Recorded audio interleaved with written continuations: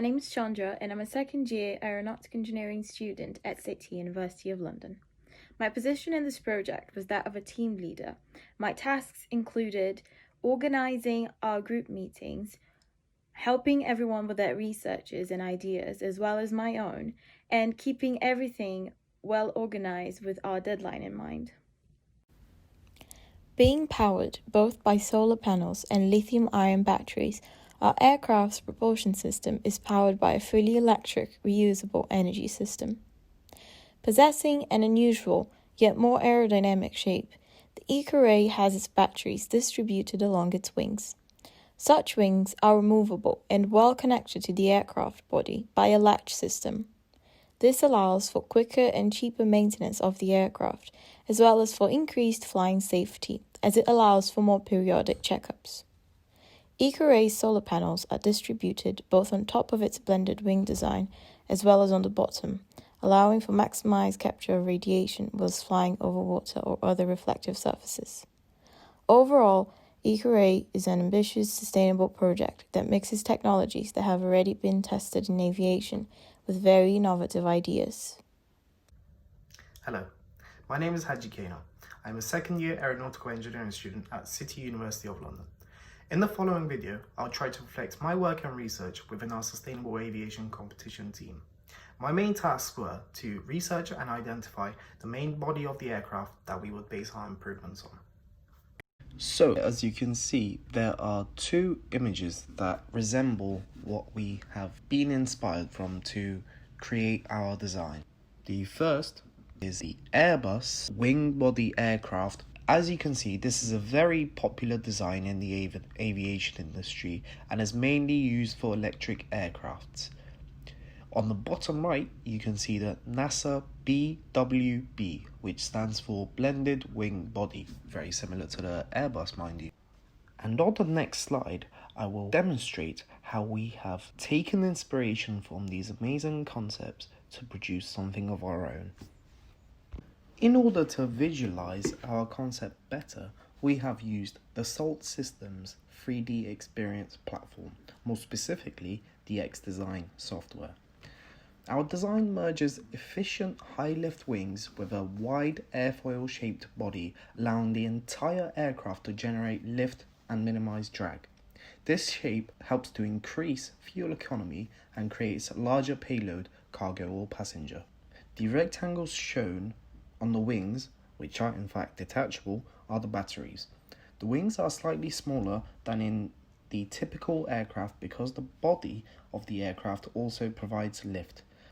Our propulsion systems will be placed on the tail of the aircraft so that our wings can support more solar panels and allow for that backup that is needed in electric turbofans. It is important that there are no sharp corners on the aircraft. A very good reason for this is the 1950s Comet aircrafts, which caused 426 casualties. And here before you is our 2D bird's eye view of the future of sustainable aviation, powered by electricity and nature.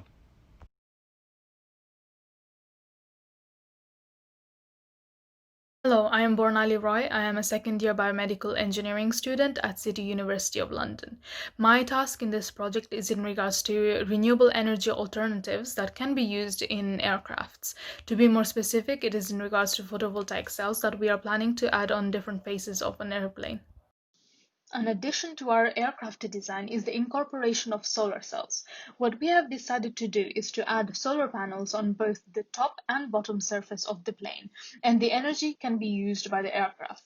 For home use, photovoltaic cells are generally made of silicon, which can reach efficiencies of up to 40%. However, due to the atmospheric condition changes as well as flexibility of the panels, when an aircraft is in flight, silicon solar cells are not ideal, and therefore photovoltaic cells of different materials should be used. The type of solar cells that we have chosen to use is the gallium arsenide cells. The reason for this decision is due to the fact that gallium arsenide is a semiconductor which has a high efficiency, close to the 40% of silicon cells, but with a reduced thickness of the panels. This reduced thickness decreases the total weight of the aircraft. The efficiency can further increase through the use of aluminium, indium, phosphorus, and antimony as alloys to the gallium arsenide. To even further increase their ability to form energy from light, we have decided to cover the underside of the aircraft as well as the top. The majority of the sunlight will be from above the plane. However, around 5% of sun rays are reflected back by the waters. Therefore, when in flight above sea, photovoltaic cells on the bottom of the aircraft can convert energy for further use. In summary, the main material for solar panels we will be using is gallium arsenide with alloys, and they will cover the top surface as well as the lower surface, mainly due to overseas flights, in order to maximize the amount of renewable energy used by the aircraft. Hello, my name is David Mahoucha. I attend City University of London, and my task on this project was to find the best batteries for our project. This required me to research the risk and reward of a range of batteries and to choose the best one, judging on the research I had made. Hello, my name is David Mahoucha, and I will be informing you as to why the lithium-ion cells are the best for our project. Hello, the lithium-ion battery was first invented in the 1970s by John Goodenough. However, it was not commercialized until Sony made the first lithium-ion rechargeable battery, solving issues like not being able to take your electrical device outside the house. In the future, the lithium-ion industry is looking to be over $100 billion by 2025, 50% of this being in automotive sector. When choosing your battery for an aircraft, you need to take into account the size and weight of the battery as well as the power it can store. The lithium-ion battery can store the most power per size and weight. This makes the battery very space efficient and weight efficient, as the plane needs to be able to hold the passengers and pilot as well as the batteries and maybe some storage. I know what you're thinking. What's the catch of this battery? If it's so perfect, why isn't it being used everywhere? Well, in fact, it is. However, there's a lot of safety precautions that must be taken into account with the lithium-ion battery, as it is sensitive to high temperatures and it's very flammable. This also means that obviously the battery can be explosive if they fail, making it dangerous when you have passengers involved. When using the lithium-ion battery, it is very key that you use pressure-sensitive vent holes. Separator serves as a fuse and positive temperature coefficients. These safety precautions must be taken into practice. In conclusion, I believe that the lithium-ion cells are the most economical cells that you can use. However, they are not the safest. Although they aren't the safest, there are many safety precautions that can be taken into account to reduce the risk. However, it will never be zero. Hi everyone, my name is Theban Jayaratnam and I'm an electrical engineering student at City University of London. And as you can imagine, I spend the whole day sorting through my resistors. That's not a resistor. Yeah, sorting through my resistors and looking for my pliers. James, where are my pliers? Hi, today I shall be describing the propulsion system of the Eco-Ray. We have considered a number of factors when developing this, the major one being efficiency and carbon footprint.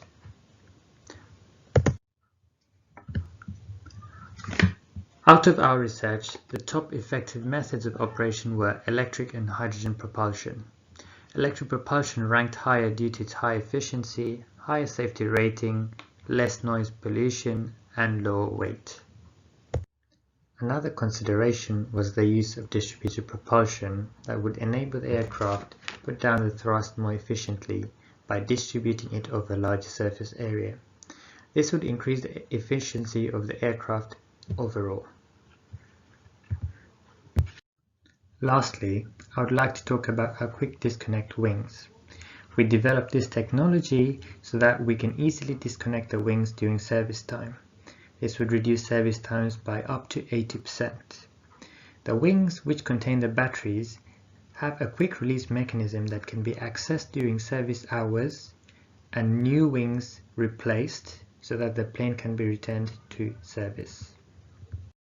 Thank you very much from Team Eco-Lution. Hello, my name is Victoria Taylor and I study electronic engineering and computer science at the University of the West of England in Bristol. My tasking within the team project included concept development, CAD and sketch design. For the design phase, we began by sketching out our designs in line with the requirements we set and deemed necessary for the project. We took particular note of aircrafts from our market research, such as the NASA S-59 Quest, the next-gen aircraft and the Airbus Zero. The main body of the aircraft, which can be seen without the wings, is fabricated in a solar panel mesh, both on top and underneath. On the main body of the aircraft, both on the left and the right, are horizontal stabilisers. This ensures that with or without the wings, the aircraft may remain stable. In the centre of the main body of the aircraft there is a cockpit. This is where the pilot and the passengers will be housed. Directly behind this, there is an air brake. This will support braking when the wings are or are not attached. In the centre rear of the main body is the housing of the electric engines. Once the team were happy with the concept design and that it matched the requirements that we initially set, we then progressed this design through to the 3DS platform. After the first draft of the design was completed on the CAD platform, the team were able to review the design and make any modifications we deemed necessary. This now gives us scope for simulations and testing its characteristics such as its aerodynamic ability to prove it meets its required application. This concludes the design phase of the project. The next steps for the team in this project, if we were to continue, are to not only verify our requirements are met, but also validate that the application and the requirements set by you as our customer are also met to ensure that it's fit for use and fit for purpose.